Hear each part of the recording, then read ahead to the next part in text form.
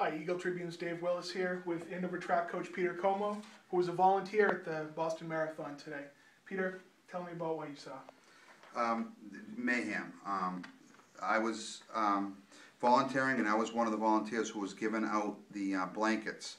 We were probably about 400 to 500 yards after the finish line.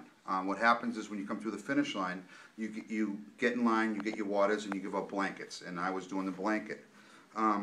Probably, and being, working, I didn't even know what time it was.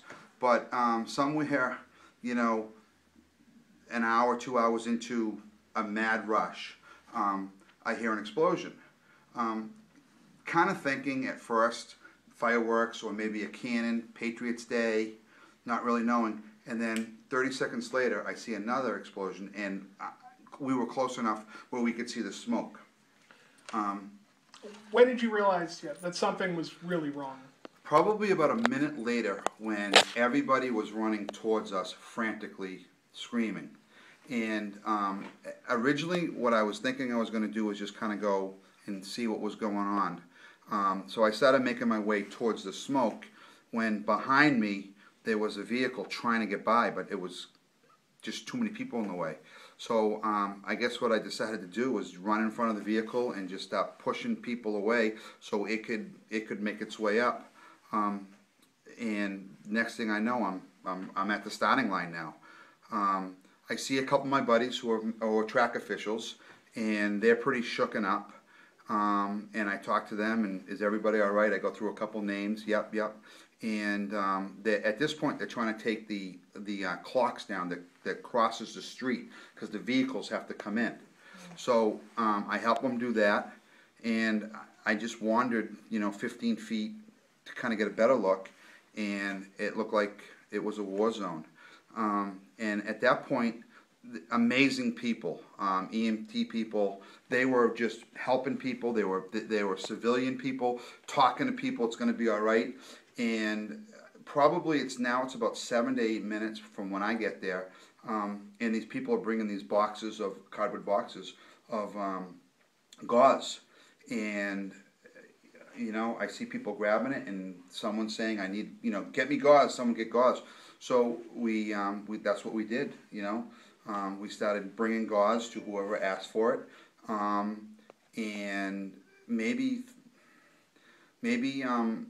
3 to 4 minutes after that, the ambulance started coming in, and I'm starting to walk, behind the scene, and like I told you, a Humvee came in, or a vehicle, I don't know what it was, and the bomb squad came out, and they went into the Marathon sport store, and within 20 seconds they came out, and they said, everybody has to leave right now, and we all took off. So at that point, I was kind of thinking about the kids, and I'm like, all right, if I see fire and police running, I'm gonna run with them. So we left the area. At this point now, maybe 15, 20 minutes later, I get back to where the Trinity Church is. That corner where Talbert's is, corner of Boylston. I'm not really St. James. I'm not really familiar what that corner is. And as Yellow Jackets, we're still trying to help out with people and telling them, they want to get in, and is everybody all right? What's going on? And then finally, a guy who was a big official just said, everybody has to get out of the city right now. Get out of this area. And we were right at an area where they didn't want any of us there. So we had to leave, and we all kind of took off, which was good because they were coming down Boylston, so towards the Common, and they were taking a right, and they had to move the barricades to get the ambulances. And I'm going to tell you, it probably took us from the explosions happened until we actually got out of the parking garage and out. It was probably about an hour, and a half an hour we were waiting downstairs, and ambulances coming, going through. Seems like a lot of people stepped up and did a lot to help the scene. Well, I was telling Bill Burt that same thing. I said, Americans are amazing. In a crisis, I didn't know what to do, and neither did anyone else. And it you know, a light goes on, and people were this, you know, strangers were helping strangers, you know, just trying to, you know, help out and figure out what's going on, and that's what everyone was doing. It's proud, you know, this sounds corny, but you know, I'm proud to be an American.